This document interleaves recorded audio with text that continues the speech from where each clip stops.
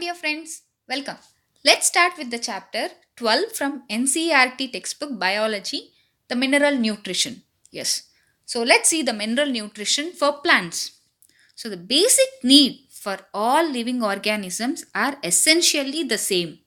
So they require macromolecules such as carbohydrates, proteins and fats, and water and minerals for their growth and development. This chapter focuses mainly on inorganic plant nutrition.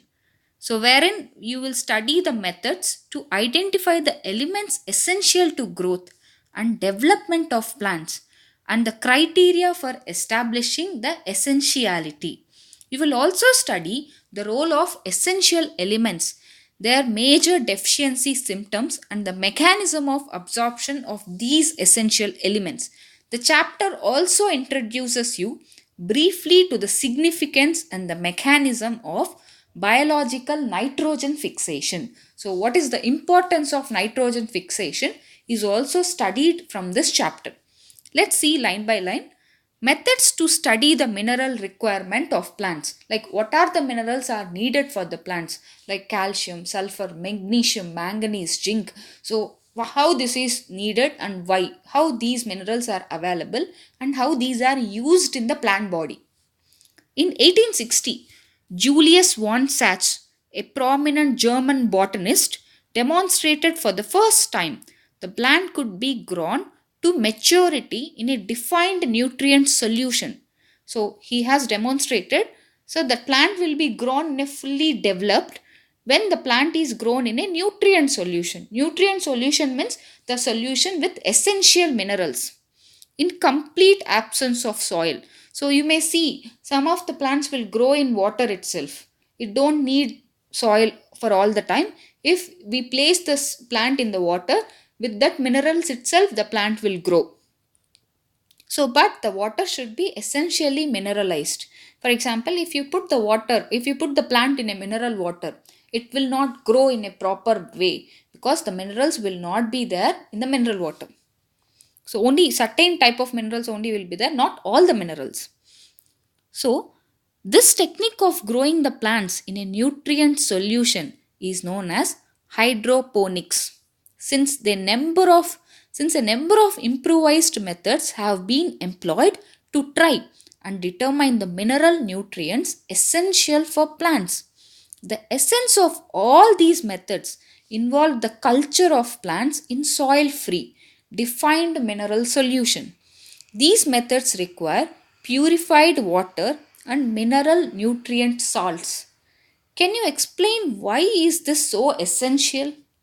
After a series of experiments in which the roots of the plants were immersed in nutrient solution and wherein an element was added, substituted, removed or given in a varied concentration, a mineral solution suitable for the plant growth was obtained. We have to check. So if we put a mineral in a normal water, whether it is essential or not. For example, if you remove the same mineral, you can justify after the removal of the mineral also the plant growth is normal, means the mineral is not essential. If for example after the removal of that mineral the plant growth is improper and underdeveloped, then we can confirm that mineral is very essential for plant growth as well as for the development. By this method, essential elements were identified and their deficiency symptoms are discovered. So hydroponics have been successfully employed as a technique for the commercial production of vegetables such as tomato, seedless cucumber and lettuce. It must be emphasized that nutrient solution must be adequately aerated to obtain the optimum growth. What would happen if the solutions were poorly aerated? So aerated means it needs enough amount of oxygen also. What would happen if the solutions were poorly aerated? Here is the diagrammatic view of hydroponic techniques given here. So you can see this is the nutrient solution and aerating tube means we are aerating the water. So here they have put the cotton. So funnel for adding the water and nutrients. And here we have one more diagram. So this is the hydroponic water production. Plants are grown in a tube or through placed in a slight incline. A pump circulating a nutrient solution. You can see here, if here is the pump which is circulating the nutrient solution thoroughly. So from a reservoir, a pump circulating a nutrient solution from a reservoir to the elevated end of the tube. The solution flows down the tube and returns to the reservoir due to gravity. Inset shows a plant whose roots are continuously bathed in aerated nutrient solution. The arrow indicates the direction of the flow. So here you can see the arrow. It is indicating the direction of the flow like a circle. So like whole loop. So it's like a loop. So here is the elevated picture. So the roots are growing inside the nutrient solution.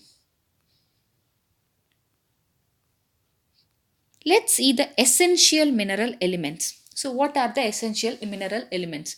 Whatever the mineral elements which is needed for the plant body, we call it as essential mineral elements.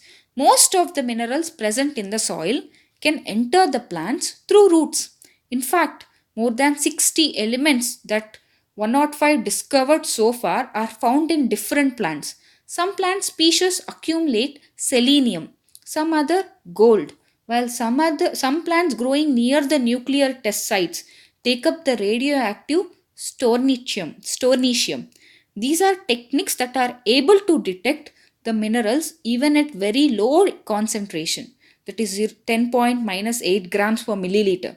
The question is whether all the diverse mineral elements present in the plant, for example, gold and selenium are mentioned above, are really necessary for plants. How do we decide which is essential for plants and what is not? So what is essential and what is not? Let's see. So let's see the criteria for essentiality. First is, so the criteria for essentiality of an element are given below. The element must be absolutely necessary for supporting the normal growth and reproduction. In the absence of the element, the plant do not complete their life cycle or set the seeds.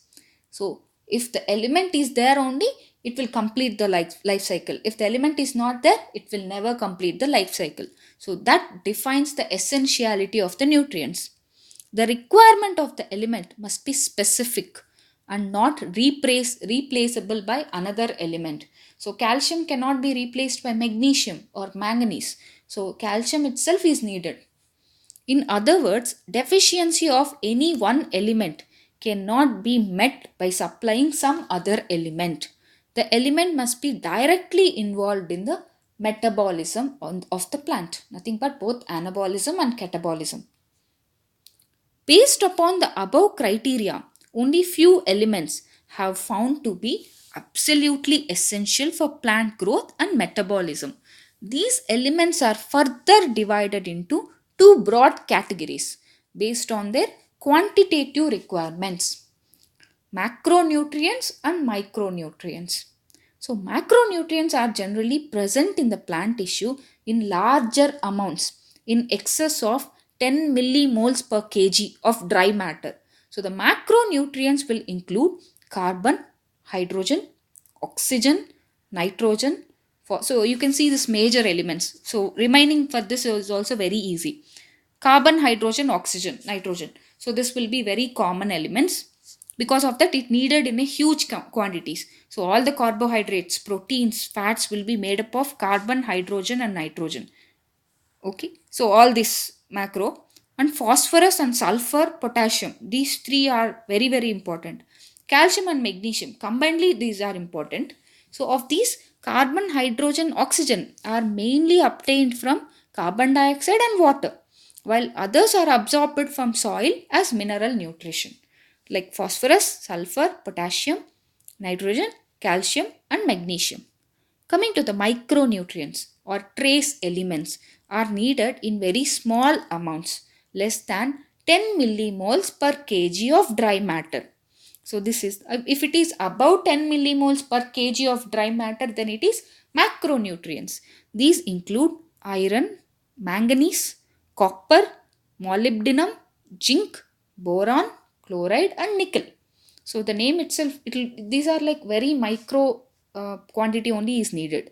In addition to the 17 elements named above, there are some beneficial elements such as sodium, silicon, cobalt and selenium.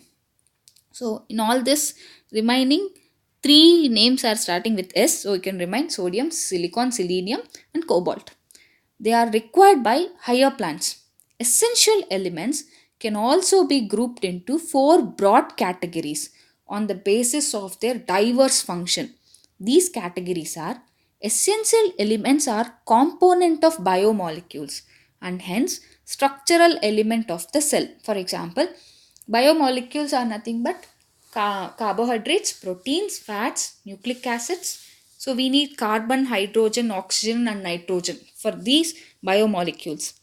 And this will form the structural elements also like phospholipids. So phosphorus is needed. So which is a macro element, as well as essential elements that are component of energy related chemical compounds in plants. For example, magnesium in chlorophyll.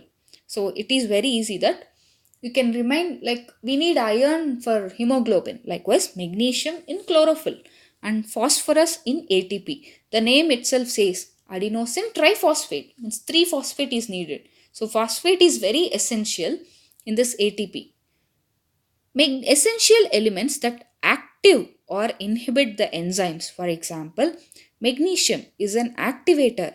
Magnesium ion is an activator for ribulose bisphosphate, carboxylase and oxalase, which is a vast amount of protein in the whole biosphere, is ribulose bisphosphate, carboxylase and oxygenase. And phosphoenol pyruvate carboxylase, both of which are critical enzymes in photosynthetic carbon fixation. Zinc is an activator of alcohol dehydrogenase and molybdenum of nitrogenase during the nitrogen metabolism. Can you name a few more elements that fall in this category? For this, you need to recollect some of the biochemical pathways you have studied earlier. Okay, please note down these specifications which are very important for exam point of view. Some essential elements can alter the osmotic potential in the cell. Potassium plays an important role in opening and closing of stomata. So in the morning the stomata will open, during the night time the stomata will close. You may recall the role of minerals as solutes in determining the water potential of a cell. So when the water has to enter from one cell to the other cell, means from hypotonic to hypertonic, this solutes will play a key role because it increases the osmolarity. Role of macro and micronutrients. Essential elements perform several functions. They participate in various metabolic processes in plant cell, such as permeability of the cell membrane, maintenance of osmotic concentration of the cell sap, electron transport system, buffering action, enzymatic activity, and acts as a major constituent of macromolecules and coenzymes. So they also will act as a coenzymes. Various forms and functions of essential nutrients are given below. Let's see first nitrogen. This is the essential nutrient element required by plants in the greatest amount. It is absorbed mainly as NO3 minus, though some are also taken up as NO2 minus or NH4 plus.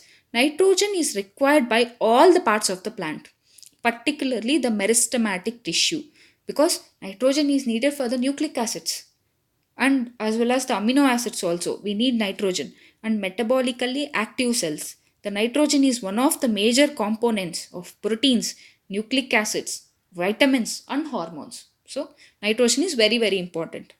Next, phosphorus. If you remind the phosphorus, don't forget to remind ATP. Phosphorus is absorbed by the plants from the soil in the form of phosphate ions, either by H2PO4 and H2PO4 2 minus. Phosphorus is a constituent of cell membranes. So, like phospholipids. So, certain proteins, all nucleic acids, and nucleotides are required for all phosphorylation reactions. Next, potassium. It is absorbed as potassium ions. In plants, this is required in more abundant quantities in the meristematic tissue, buds, leaves, and root tips. Potassium helps and maintain an anion cation balance in cells and is involved in protein synthesis, opening and closing of stomata, activation of enzymes, and in maintenance of turgidity of the cells. Potassium will plays a key role. Let's see calcium. Calcium absorbs the calcium from the soil. Sorry, plant absorbs the calcium from the soil in a form of calcium ions. Calcium is required by meristematic and differentiating tissues. During cell division, it is used in the synthesis of cell wall, particularly as calcium pectate in the middle lamella. It is also needed during the formation of mitotic spindle, means for the formation of microtubules and centrioles. So it accumulates in older leaves. It is involved in the normal functioning of cell membranes. It activates certain enzymes and play an important role in regulating the metabolic activities. Next, magnesium. It is absorbed by the plants in a form of divalent, that is magnesium 2 plus. It is activates the enzymes of respiration. Photosynthesis are involved in the synthesis of DNA and RNA. Magnesium is constituent of the ring structure of chlorophyll. In the center of the chlorophyll, you will have the ring, magnesium, and helps to maintain the ribosome structure. Let's see about sulfur. Plants obtain sulfur in a form of sulfate, SO4 2 minus. Sulfur is present in two amino acids, that is cysteine and methionine, and is the main constituent of several coenzymes, vitamins, thiamine, biotin, coenzyme A, and ferredoxin. Coming to the iron, plants obtain the iron in the form of ferric ions. It is required in larger amounts in comparison to other micronutrients. It is important constituent of proteins involved in the transfer of electrons like ferredoxin and cytochromes. It is a reversibly oxidized from Fe2 plus to Fe3 plus. So during electron transfer, it activates the catalase enzyme and essential for the formation of chlorophyll. So next we have manganese. It is absorbed in a form of manganese ions. It activates many enzymes involved in photosynthesis, respiration, and nitrogen metabolism. The best defined function of manganese is in the splitting of water to liberate the oxygen during photosynthesis. So, magnesium is required for the photosynthesis. Manganese is required to liberate oxygen during photosynthesis. Zinc is obtained, plants obtain zinc as zinc ions. It activates the various enzymes, especially carboxylases. It also needed for the synthesis of auxin. Next, copper. It is absorbed as cupric ions. It is essential for the overall metabolism in plants. Like iron, it is associated with certain enzymes involved in redox reactions and is reversibly oxidized from copper to cupric ions. Copper ions to cupric ions. Next, boron. It is absorbed as BO3 3 minus or B4O7 2 minus. Boron is required for the uptake and utilization of calcium ions, membrane functioning, pollen germination, cell elongation, and cell differentiation and carbohydrate translocation. Next, molybdenum. Plants obtain it in a form of molybdate ions. It is a component of several enzymes including nitrogenase, nitrate reductase, both of which participate in nitrogen metabolism. Finally, chlorine. It is absorbed in a form of chloride ions along with the sodium and potassium. It helps in determining the solute concentration and the anion cationic balance in cells.